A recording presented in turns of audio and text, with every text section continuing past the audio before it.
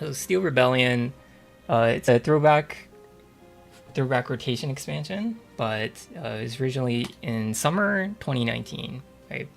And the after the mini expansion was kind of the general consensus of midrange Sword, Spellboost, Haven, Arcus Shadow, pretty much the best four. And then if you're to make it even more granular, probably Midrange Sword and Spellboost Rune are a little bit better than the other two as well. And then in tier two, they'll still get some wins. Sometimes they'll have like certain good matchups, like Old Blood King is good into Rune or something, and they'll sometimes have like very bad matchups, like the Blood decks kind of struggle against Shadow, I think, because of their healing and stuff like that. And then Lashana also has some like more polarized matchups and stuff. They have more weaknesses. And then the interesting thing about this metagame is that most of these matchups are very, very close, very, very even. So that's a pretty cool thing about the metagame. And then out of all the decks, Dragon and Forest are going to be a little bit on the weaker side. They're not unplayable, but they're a little bit weaker. They're not great. And then if you look at metagame deck usage, this is from 2019, and then I didn't really keep track of late May, so that's a little bit. I was just using it to prepare for tournaments and stuff, so I didn't have any tournaments later in the expansion, so I don't have the rest of this data here. But you can see that Sword maintains a very high usage rate in JCG, which is best of 3, 2-deck format, and then Sword, it just continues on. And then this is all pre additional cards, and so you don't see any rune at all. All this rune is like Mysteria or something like that. And then you can see Dragon kind of going down, and then Rune kind of Blood kind of going up and down, Shadow kind of going up and then down pretty heavily. And then this does correspond with like certain tournaments and stuff like that, or different events, and that's pretty interesting. If you look on the rating side, there's an even bigger shift. So I think my guess is that there is maybe like Rage here or something, and then this is the additional cards added. So ratings, another competitive format, and then that's also 2-deck, no ban. And so you see the usage rate of Sword remains very, very consistently high. And then until the additional cards, Blood was super popular. First it was Machina Blood. Machina Blood was hyped up quite a bit. A lot of new cards were added for Machina Blood, but it really wasn't powerful enough at this stage.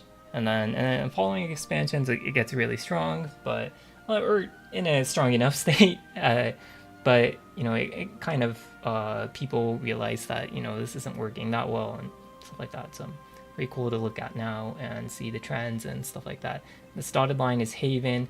Haven didn't lose, so Holy Lion Haven really didn't gain or lose any cards in the additional cards as well. But there's also up and down. Shadow didn't gain that much. There's like Mech Shadow and stuff in the additional, but it's like going up and down and stuff. So it's interesting to see the trends, even though nothing's happening.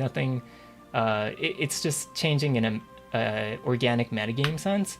The decks themselves remain relatively static, except for Spellboost Rune. So you see this huge spike here, and if you look at the final tournament results of the expansion, first thing is going to be Ratings Cup. Ratings Cup is like maybe the last thing in an expansion. It's at the very end, and 32 players, 16 players from the start of the expansion, and then 16 players from the second half of the expansion are selected, the top players, and then play in Ratings Cup. And then Ratings Cup at this point had 32 mid-range swords, so this was a very, very rare occurrence to have every single player in Ratings Cup bring the same deck. And one reason for that, of course, is that even in the 2-deck format, it was super dominant, and it was also consistent throughout the 3 months. So people had a lot of practice with it, they were confident in it, and so that was also another point in favor of Sword and Haven. Sword and Haven, you have to realize the context behind some of this, and the context is that Sword and Haven remained relatively static for the first 2 months, and then on the third month, Rune appeared. So people who didn't get practice in on Rune kind of didn't play Rune, and then everyone who practiced Rune like kind of caught up on that. That Rune is quite good and probably very, very powerful, and at least as strong as Sword. It's like these two, probably the strongest decks, very clearly the strongest decks. And the results, you see a lot of Rune, and a good amount of Haven, some Shadow. Like all the decks have pretty even win rates against each other, and that I think that makes this expansion like very cool. And then Summer Grand Finals. So Rage Grand Finals, another really, really big event at the end of the life cycle that you can kind of look at. This is so Sword, Rune, and then Shadow, and then everyone else playing Haven, and then everyone playing pretty much the exact same list. So you can take a look at these. These are all links and stuff. It's very interesting to see how everyone came to the same conclusions, and then of course Rage Grand Finals, the finalists are practicing a lot at the to prepare for this event, and then they practice, and then it's a 3-deck event, so Rune, 8 players bringing in Rune. So that was the kind of the context. So why wasn't Rune super popular? It's because this, right? It's because it wasn't used for 2 entire months, and then they added Clark and Solomon, which are 2 extremely, extremely powerful cards, and it took a Solomon, especially, is hard to use, and Clark also, it's like a split up card, so it's kind of hard to use. So harder to conceptualize and harder to create a deck list and all that and get a finalized deck list. So you, at the very, very end, you see Ratings Cup and Rage Grand Finals. You see people coming to these decks, but before that, it was mainly just Sword and Haven. So I think that's the important context. And then the top 4 decks, Sword, this is the Rage Grand Finals deck. Then I'll move my face. And so you see later in the expansion, Chromatic Duels started getting cut a little bit because of, or kind of a little bit clunky to use at times, and having to pay mana early in order to play it for 4, and you don't float a lot of mana, and so if you don't play it on turn 1, which turn 1 it's hard to see which option is correct, and then later on in the game it would cost effectively 5, and then for 5 you have some other pretty strong plays, so a little bit clunky to use, not always great, especially going second. It's not that great of a catch-up card. It's a little bit better from ahead, like on turn 4 is Chimera is obviously very, very powerful, but later in the game it does get a little bit clunkier, and so I think a lot of people started cutting it down, and then Lucius started seeing more play.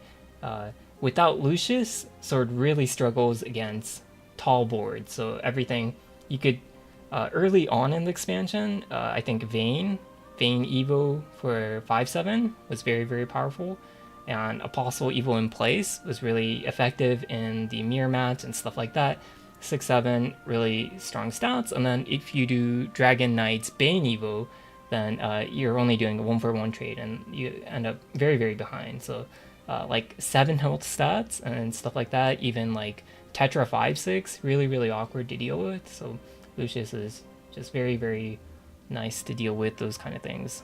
And you have, and then what are some of, so you generally play on curve, but you have a lot of flexibility, and then play for board, and of course you have a good amount of late game scaling with a bunch of enhanced cards, and especially with Latham and Leisha for 10. So you can close out games, but only around like 10-ish damage. Maxima, really you can't do too much more than that, so you do have to do a little bit more damage before that.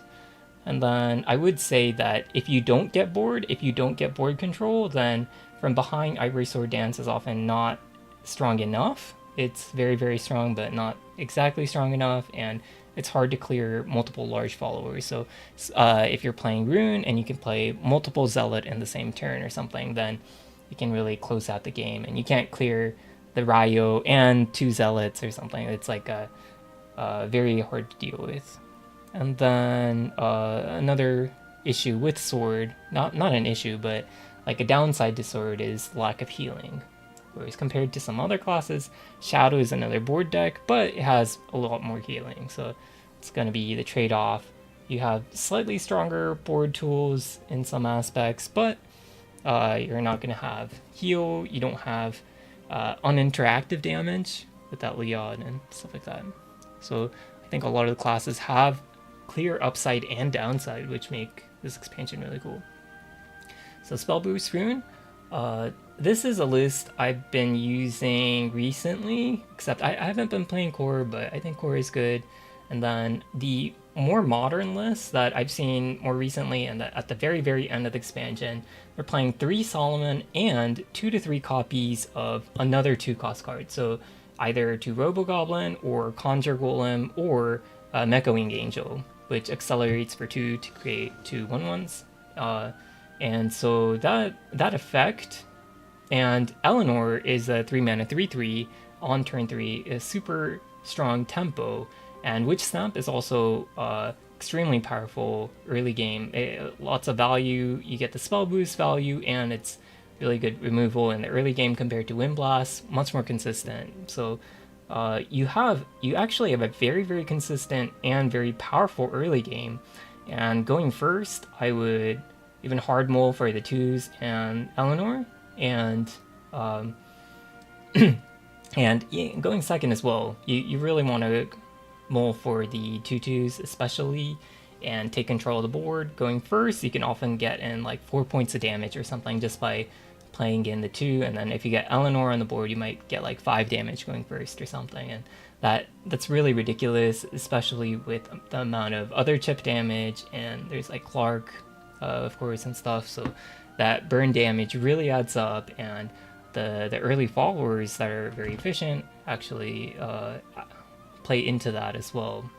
I think it's is Octress a good card in Sword? I think I'll answer later. Okay.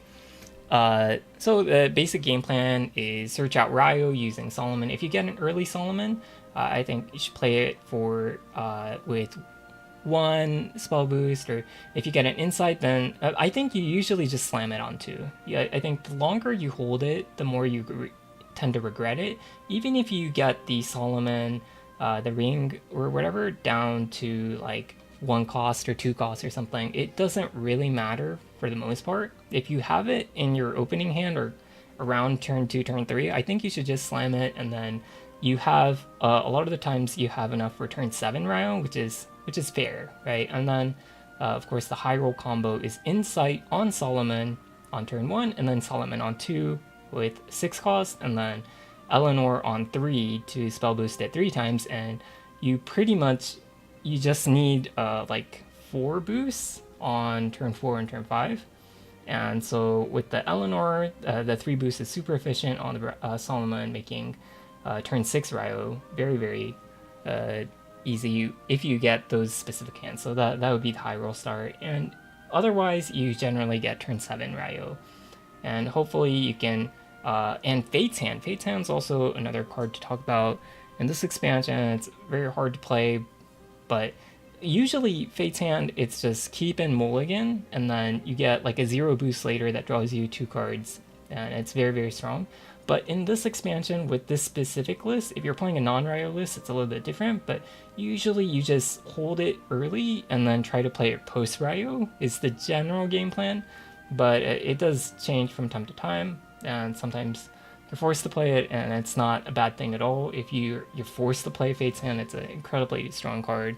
You're happy to play it, but you're even happier to hold it after Ryo. And so if you can hold Fire Embrace or Fate's Hand at 0 with the Ryo, then it makes makes playing the Ryo a lot easier. And there's also variations without Ryo and stuff like that that lean more heavily into dirt usage or something. Maybe you play more Vesper, more or Holcomb Golem, something like that. And even though I put that you can fold to early pressure, if you're mulliganing for the 2/2s and for Witch Snap and Eleanor and stuff, honestly, you contest board really, really strong in a strong way. And so I don't think it, with the more modern lists at the very, very end of the expansion and in this throwback expansion, you got the most up-to-date list from this from like week 2 or whatever. It's week 2 or week 3 or something, but you already have the most up-to-date version with a lot of 2-drops and stuff, and you really can't take advantage of it as much anymore. And consistency issues, I think generally it's not that inconsistent, especially with the early game. You just play your hand and it's not too bad. Holy Lion Haven, so you just play a bunch of crystals, is the it's the general game plan, and in Mulligan you really only want to keep crystal cards, and if something says Holy Lion Crystal on it, you hold it in hand. That's like one of the main Mulligan things for this deck, but it doesn't mean that Holy Lion Haven can't win without playing any crystals or drawing like a couple crystals. What do you do, right? You just have 2 mana 2/2s or 5 mana 2/2s or something. Like, you can't. How do you win? Well, the answer is like Holy Lord Ektar and also Elysian St. Harris. So Legion St. Harris enhance, you put out more 1/2s onto the board. You search out those 1/2s, and then after you evolve, the ones turn into 2/2s. It's very interesting. After you drop a temple, you float 1 mana very commonly. So you can go temple into, you float a mana and you drop like a Petra or something, and all of a sudden it's an extra 1 mana 2/2, which is pretty powerful. Elysian St. Harris, on the turn that you drop it, if you evo it, you end up getting like a 4/4 2/2 2/2, and then those 2/2s just keep on becoming 3/2s 4/2s or something if you don't deal with all the 1 costs. So the 1 costs become like slightly higher priority targets to deal with, and so that's very scary. Their removal cards are also pretty strong. Prism Swing does 4 damage, which is very efficient and works with the game plan super well.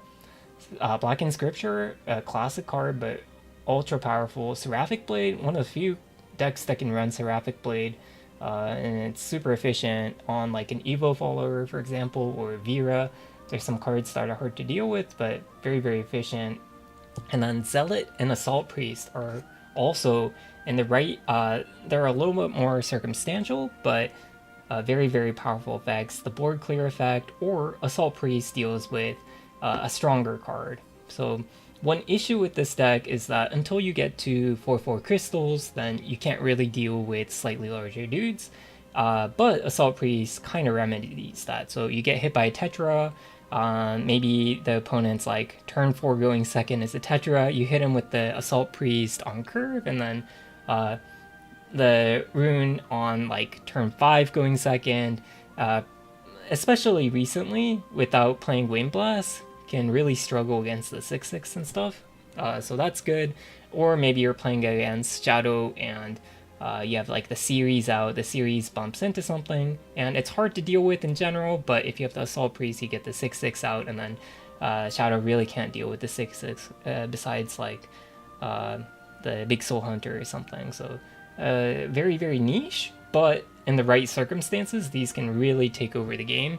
And the scary part about Haven, and I think what makes it tier 1, is like you kind of have to play into some of these at some time. You can't play around Zealot and Assault Priest constantly. Sometimes you have to hedge, or you can't always just hedge. You have to play into Ektar. Maybe the opponent has Ektar lethal, but they don't have any other lethal, and you have to set up your own win plan, because there's inevitability. If you make a safe play and give them 1 extra turn, then that's another extra turn to play crystals for enhance, and then you can just get stormed out. So 1 turn really, really matters, and because there's inevitability using the crystals.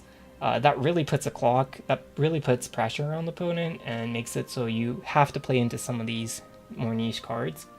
And the pressure that comes from the 1/2s, the bunny stuff early can chip away at the damage, and then you're trying to deal like 12-ish damage from hand using the crystals. So you generally chip with the Ektar and the bunnies and stuff, and some of the early game, and then enhance to deal 8, 12-ish. That's like the ideal game plan, I guess. Something like, no, ideal game plan is you just play crystals every turn, and then you overwhelm with 4/4s while setting up storm, and then like it's just super uninteractive. But like the average ideal game plan, the non-high roll game plan would be to make use of your dudes and then chip away a little bit, and you want to deal like 12-ish with crystals or something while enhancing, and then maybe like turn 8 or 9 or something, you finally get the you're finally getting to like around 6 count or something like that.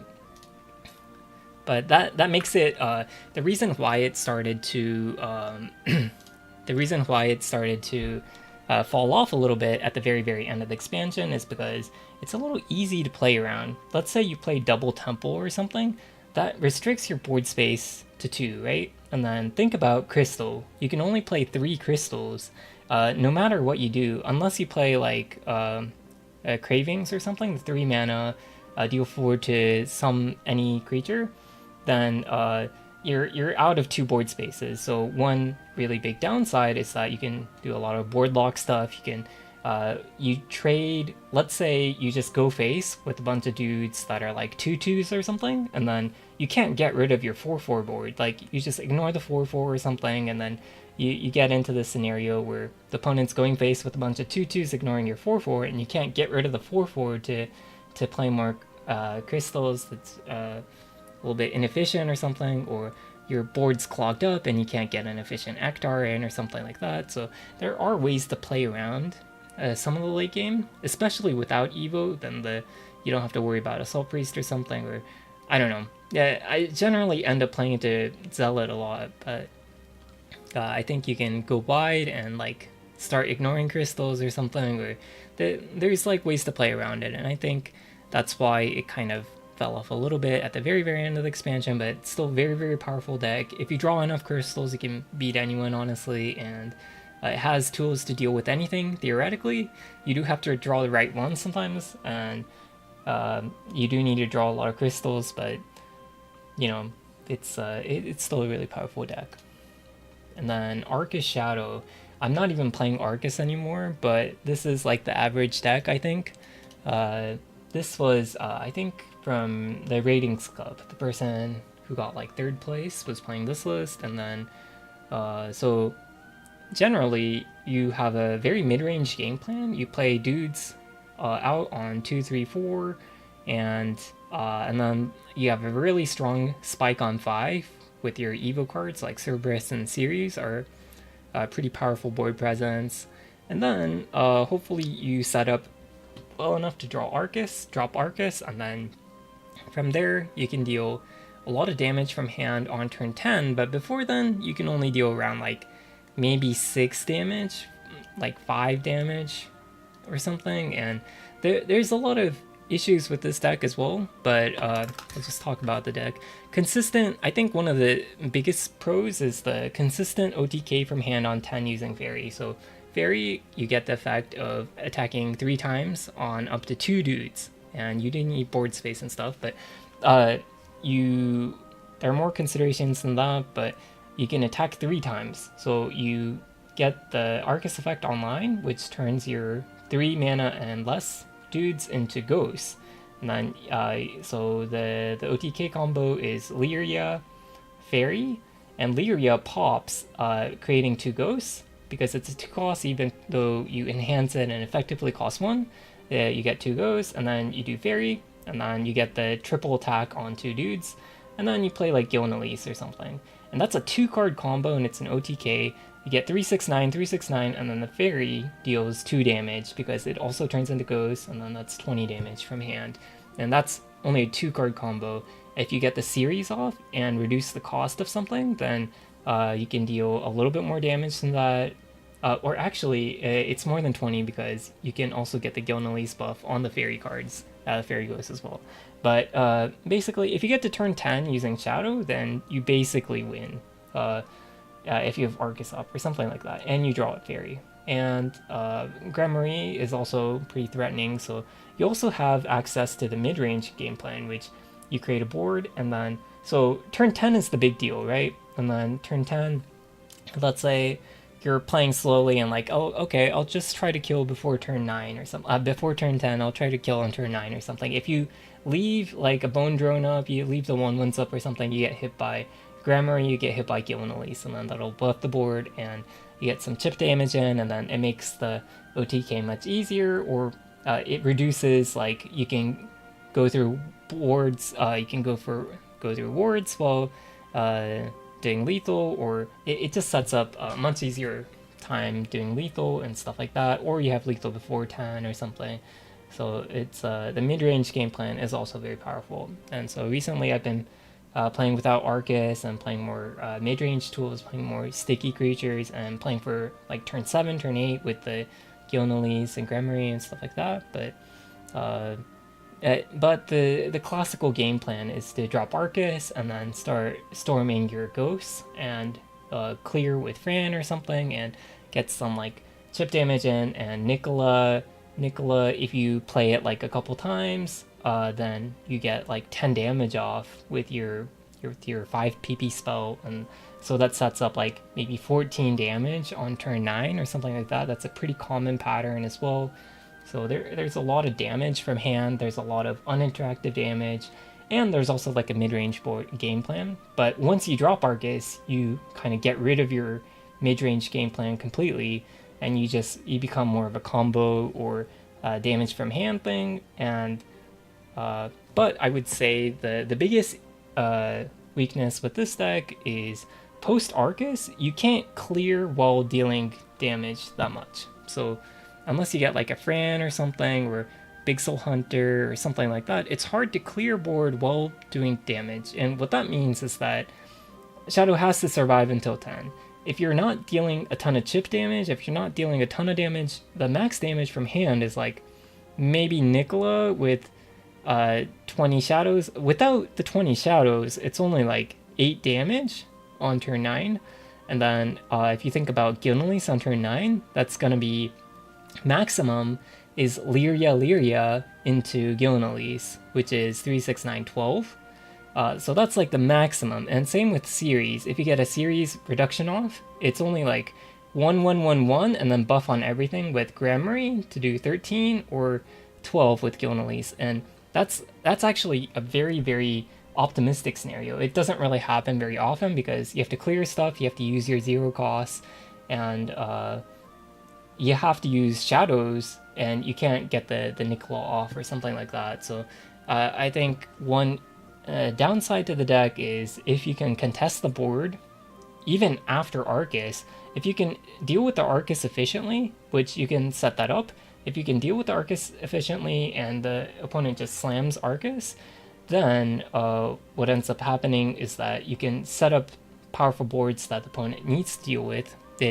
You're threatening like a 2-turn lethal or something along those lines, and then the Shadow side has to trade, and they don't get chip damage in, and then they can't win until turn 10. So that's the big issue with Shadow, with this version of Shadow, I think. But it's still really, really powerful deck. And so the cool thing about this metagame is that every deck has clear upside and clear downside. And you saw the metagame breakdown, and you saw this, but every deck really has strong upside, strong downside. There's like a clear deck identity, and there's clear things it can do and it can't do. And the most powerful Evo cards, there's like 6 cards or something, like 2 different cards that are the strongest Evo cards or something like that, maybe 3 cards that are Evo cards. And then you play around those specific Evo cards, or you're thinking about those Evo cards. I think that makes it really interesting, where you can play around a lot of stuff because the removal is limited. like the way you can clear the board without evolving is very limited, and you can think about those things while playing the game, and otherwise you need to commit the evolve point or something. And like this trade-off idea of, do I commit the evolve point, do I commit extra tempo into this turn, or do I hold on to it for more tempo in another turn or something like that? And so I think that really makes it exciting. So I got a question earlier on, is Octress a good card in Sword? So that's a hard question. That's a really, really difficult question. And so you look at these JCG lists, you're going to see a lot of Octress. You look at Grand Finals, I'm not sure. You may or may not see Octress. But Octress, I think in an open deck format, showing that you don't have Octress can be a huge liability. If you're facing like Shadow or something, it does change the game plan quite a bit. If you're playing Rune, you can drop down or Holcomb Golem or something. It changes the game plan in the open deck format in a huge way.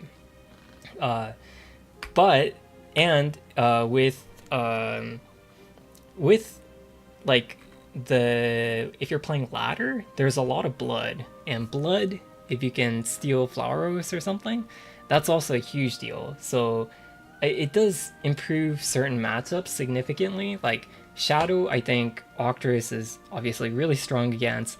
I think that there is more caveats to that, and I can talk about it in more detail, but Octress does have a lot of downside as well. So the main one is, if you play it on 3, if you slam it on 3, then you're not playing Aether on 3, and you don't get Leisha, which is one of your most powerful non-Evo cards to deal with the board.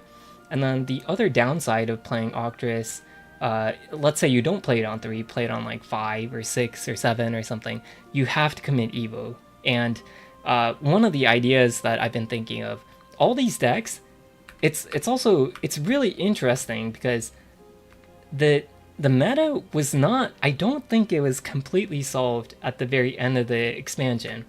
One reason is like Rune, I talked about it at the start, but Rune, it was very, very new. So Rune, we didn't get to this list. This is at the very, very end or something like that, that we see this type of Rune. And now you see it all over, the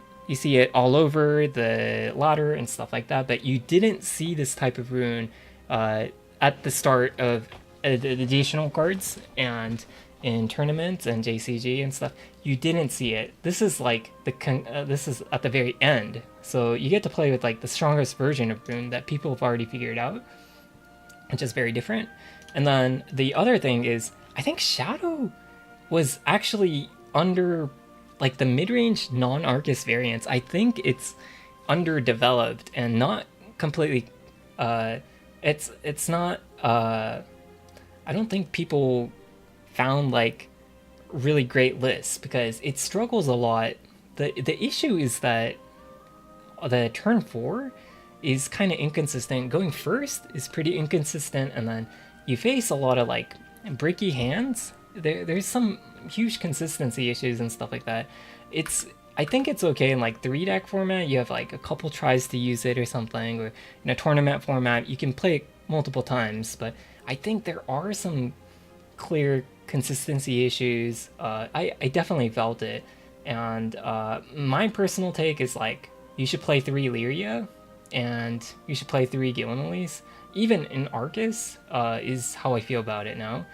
Lyria is really sticky as a 2-drop, and it's a 1 cost that gets 2 goes in the late game, and it's the only card that lets you, without doing series, you can go Lyria to get like the full 12 damage or something. So on turn 9, so like before turn 10, like getting like a good damage off. I think Lyria has to be 3, and I would prefer 3 Gilneys. I understand if you play Fuhrer, but I think it was not like a complete deck list at the very end of the expansion. So I've been working on some Shadow lists, and Sword also. So you saw some trends. Saw in this graph, Sword was consistently played throughout the expansion, and people were iterating on the list, but generally there were two trends that stood out. Cyber Cannoneer started out as like a 1 or 2, and now it's like at the very end of the expansion, it's like, okay, we're playing 3 copies of Cyber Cannoneer. And then the opposite thing happened with Chromatic Duel, where Chromatic Duel started at 3. It got nerfed actually in like the previous expansion or at the start of the expansion. I don't really remember, but it got nerfed at some point, and then people started reducing the cost, the number played. Same with Vulse. I think Vulse has had like ups and downs in card usage and stuff. You can dig through the data. If you could run through like the ratings deck list, you could run through some of the old JCG deck lists and stuff like that, and look at the number of like Vulse and Chromatic Duel and things like that. And but what I'm working on, like some ideas I'm exploring right now, or like how strong is something like Illumisna, where let's say you're playing 0 Chromatic Duel, you get either Dragon Knights or Ivory Sword Dance, or like guaranteed Ivory Sword Dance and cut Dragon Knights. Or it's like very very interesting kind of. I think that's like a point of interest where, okay, how do I, and the other concept I'm working on with Sword that I'm thinking about is, how do I make turns 6 and 7 like stronger? So usually up until 5 is like pretty easy to think of, and even 5. So I think traditionally I've only been thinking about 2 3 4, 1 2 3 4, and 1 you usually pass even if you have Quick Blader or anything like that, and then the general game plan is like 2 2, you play 2 3 or something, and then you play 4, which is Cyber Cannoneer or Rapier Master or 2+2 or something. Then on 3 you either play like a Dragon Knights or you play like an Ivory Sword Dance. That's like the general game plan, right? But what do you do on 6? Or there's also Lisha +1 on 5, also very, very powerful. But like, what do you do on 6? And then 6 you could play Apostle, or Apostle does fit 6 pretty nicely, but there's Lisha +2, which is about the same power level as turn 5, but it's still really powerful. There's Dragon Knights, but you don't really make use of +1 very well, and it's not as good on 6, I think. And then Cyber Cannoneer +2 is actually really weak on 6, I feel like. So, and if you have Leod, there's some Leod combo stuff you can do, but the 6 and the 7 are actually pretty weak in tempo when you're not playing like the big cards, and otherwise you're playing like big cards and usually with Evo. And so I kind of identified that as like, maybe that's a potential weakness of like, okay, I have to commit Evo on 6 and 7 to have like a decent move, and if I'm stuck with some of these low cost cards, I'm not going to have a ton of tempo into 6 and 7. I'm not going to have like a strong board state on 6 and 7. So I'm thinking about it from the Sword perspective and like versing Sword. And then Rune, I think what I'm thinking about is like tempo 2/2 is very powerful, and Mecha Wing is very powerful, and I think that's like one of the things I'm thinking about that I wasn't thinking about as much in 2019, and then Haven, the thing is like, how can I win without just like the general crystal game plan, or how do I enhance crystals to get more consistency? Like, how do I get to a point where I can enhance crystal safely, because you can't always draw and stuff like that, but if you can enhance, that's like effectively draw crystal for 3 mana, which is very expensive, but it's good. So like, how do you get to that board state, or do you try to win by other means or something? So there's like a lot of interesting things about the meta. I think there's not that big of a first second thing, even in the mirror in a lot of these matchups. I think you do kind of feel like first is a little bit favored, but It's like in Sword, Rune, Haven, Shadow, like you can win going second. Like it's not that bad, I think. It feels like pretty close. So that's also pretty exciting. Maybe like Haven, the first second divide is like a little bit larger or something, but you have strong evil cards on 4. You have the Hares and you have the Holy Lion, the Salvation. So yeah, I feel like there's a lot that you can get out of this expansion. You can play better and get more win rate, and I think there are some deck perspective stuff. There's some deck ideas that haven't been explored fully, so those are pretty interesting. And for the rest of the expansion, I think I'm like focusing on some of these ideas. How do I shore up these weaknesses or make the strengths better, or those kind of ideas. So that's what I'm thinking about with this expansion, and that's like the general story of this like short time period, right? And this game we're playing this right now here. We're playing like 1 month, and it's not even like 1 month, and then this ended, but like not many people play competitively at the end of the expansion, so it's actually not a fully explored metagame, honestly. So it's there's a lot of potential with like different deck lists, and also like refining play. All these decks have a lot of points where you can optimize, you can mulligan better, you can play better, have a better game plan. So it's like very a lot you can gain out of it. And that's like the general. That's what I had in plan for prepared content. So Kali says, this is one of the only expansions where you don't want to keep Fate's Hand and Mulligan and this rune. I would never keep Fate's Hand going second in this expansion. Reluctantly keep it first depending on my hand. And that's really, really rare. That is very rare when Fate's Hand is legal. That's a very rare occurrence. But yeah, it's much stronger post Ryo. So if you're playing this list, really mulligan hard for the 2/2s and Eleanor is what I would say. And if you are ahead in tempo or equal on tempo going into the mid game, your game plan gets a lot easier. So that's like a huge difference. That's like a huge thing, I think. Okay, and that's about it. And I'm gonna go back to laddering or something, but maybe I'll get this.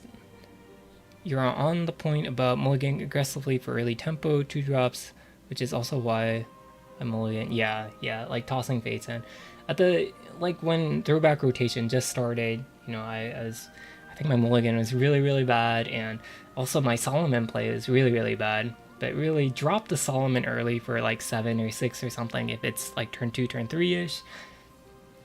That's fine, you know. And if you get it around like turn 4-ish, you can get it down to like maybe 4-ish, 4 cost Solomon, so like maybe 3 boosts or something.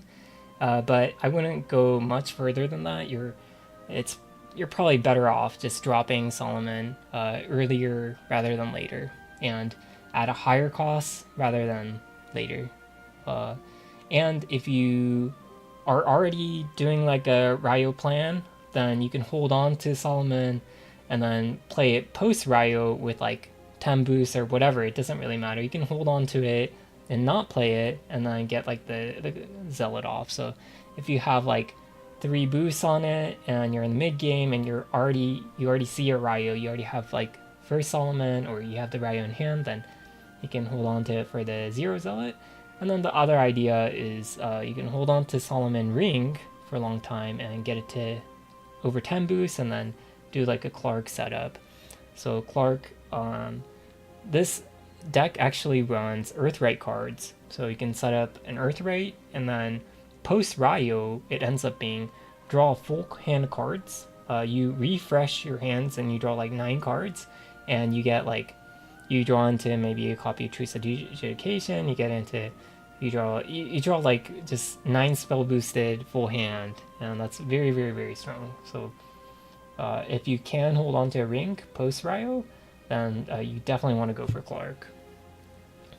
Okay, and I think that's about it for your presentation.